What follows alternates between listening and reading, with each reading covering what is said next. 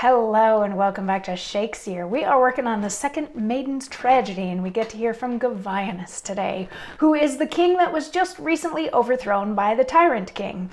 Now, the tyrant king overthrew this regime because he's in love with the queen, or in lust with the queen, perhaps. She's the only woman that has ever caught his eye, and in order to win her, gain her as his queen, he overthrew the king Govianus.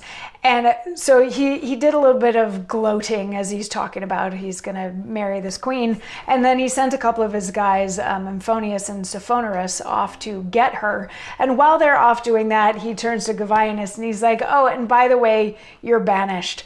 So Govianus, after he does the very dramatic, oh, can't you just kill me rather than banish me thing, he turns to some of the other noblemen who are around and he's like, farewell, like you guys are obviously so much better off now than when I was king. So, so long. And the first nobleman is like, how so? And Govianus says, weighty and serious. Oh, sir, is it you? I knew you 21 and a lord when your discretion sucked. Is't come from nurse yet? You scorn to be a scholar. You were born better. You have good lands. That's the best grounds of learning. If you can constir but your doctor's bill, pierce your wife's waiting women and decline your tenants till they're all beggars with new fines and rackings. You're scholar good enough for a lady's son that's born to living. If you list to read, ride but to the city and bestow your looks on the court library, the mercer's books. They'll quickly furnish you. Do but entertain a tailor for your tutor to expound all the hard stuff to you by what name and title soever they be called.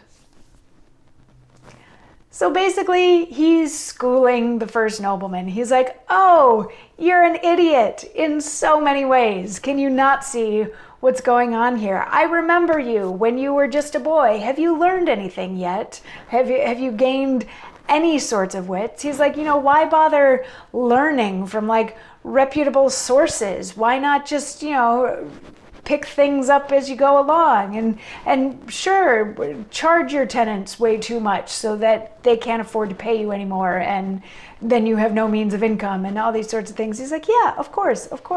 You're doing real great there. You're doing real great there, bud. And the first nobleman says, thank you.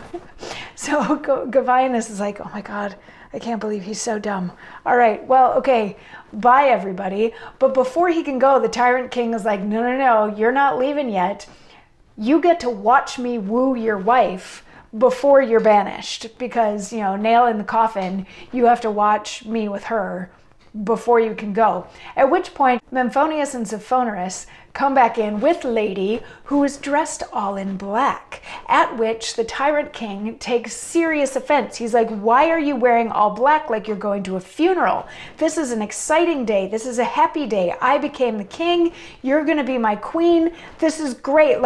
Take her away and make her put on fancier clothes so that she doesn't look like she's going to a funeral. This is unacceptable. And she's like, no, you have to change my mind first, which you're not going to be able to do because I already have a husband and I love him and I will be staying by his side. And Govianus is like, she's so great. And then he turns to the tyrant king and he's like, things are not going to go well for you. All of this is going to turn out badly. And we will get to hear the tyrant king's reaction to that in tomorrow's monologue. So I'll see you then. Mwah.